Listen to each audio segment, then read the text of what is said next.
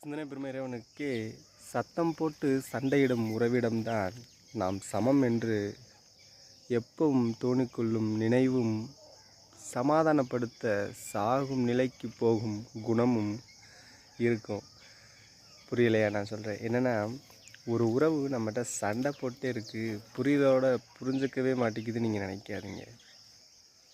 சண்டை போடுற உறவு தான் எந்த அளவுக்கு வேணாலும் போய் உங்களை சமாதானப்படுத்தும்.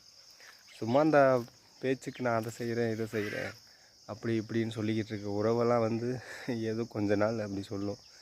ஏதோ நம்ம இப்போ இருக்கும் நிலையும் தாண்டி ஏதாவது கொஞ்சம் தாழ்ந்து போயிட்டோம்னு வச்சுக்கோங்களேன், அவ்வளோதான். சண்டை போடுறதையும் விட்டுட்டு அது போயிடும். ஒரு எப்படி சொல்கிறது, சண்டை போடுற உறவை நீங்கள் எப்படி வேணாலும் இது வரைக்கும் நினச்சிட்ருப்பீங்க.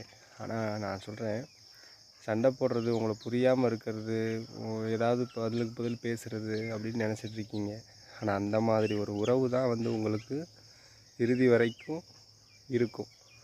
சும்மா நீங்கள் என்ன சொன்னாலும் மண்டையை ஆட்டிக்கிட்டு, உங்களுக்கு எப்படி சொல்கிறது, உங்கள்கிட்ட ஏதாவது காசு பணமோ இல்லை ஏதாவது ஒரு தேவையின் காரணமாக உங்கள்கிட்ட வர்ற உறவுகள் தேவை முடிந்தவுடன் நீங்கள் தேவையில்லை அப்படின்னு சொல்லிட்டு கட்டாயம் ஒதுக்கிடும். இதுதான் உண்மை.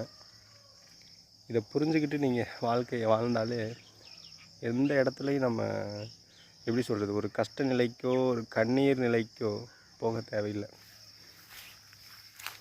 எல்லோரும் அவங்கவுங்களோட விருப்பங்களுக்கு இங்கே வாழ கற்றுக்கிட்டோம்னு வச்சுக்கோங்களேன், யாரோடைய தேவையில்லாத விருப்பங்களுக்கும் நம்ம ஆளாக தேவையில்லை. அதான் உண்மை. எல்லாமே யோசித்து கொஞ்சம் பார்த்தோம்னு வச்சுக்கோங்களேன், சரியாக இருக்கும். நம்ம யோசிக்காத வரைக்கும், ஒரு விஷயத்தை நம்ம எடுக்காத வரைக்கும் அதை பற்றி தெரியாது, அதோடைய விளைவு புரியாது. சிந்திச்சு பாருங்கள், எல்லாமே சரியாக தான் இருக்கும். நம்மளை ஒருத்தவங்க காயப்படுத்துகிறாங்க அப்படின்னா அது எதன் காரணமானு யோசிச்சு பாருங்கள். இன்னொன்று, காயப்படுத்துகிற ஒரு உறவு காயப்படுத்திகிட்டே இருக்கட்டும், நம்ம சந்தோஷப்படுத்திக்கிட்டே இருப்போம். இறைவன் என்னைக்காவது ஒரு நாள் கட்டாயம் சந்தோஷப்படுத்துவார். காத்திருப்போம். அதுதான், காத்திருக்கிறதில் ஒரு பலன் இருக்கிறது. அதை செய்யுங்க, கட்டாயமாக நடக்கும். அடியேன் எல்லாத்துக்கும் சொல்லலை, எனக்கும் தான் சொல்கிறேன். சரியா? அனுபவமே ஒரு சிறந்த ஒரு மருந்து. இதை நல்லபடியாக எடுத்துக்கிறவங்களுக்கு மட்டும்தான் அது புரியும். வாழ்க்கை காலம் அவங்களுடைய கட்டுப்பாட்டில் இருக்கும். இல்லை, எடுத்துக்காமல் கோவப்படுறவங்களுக்கு இவங்க காலத்தின் கட்டுப்பாட்டில் ரொம்ப கஷ்டப்படுற மாதிரி ஆயிடும். திருச்சிட்டம்பலம்.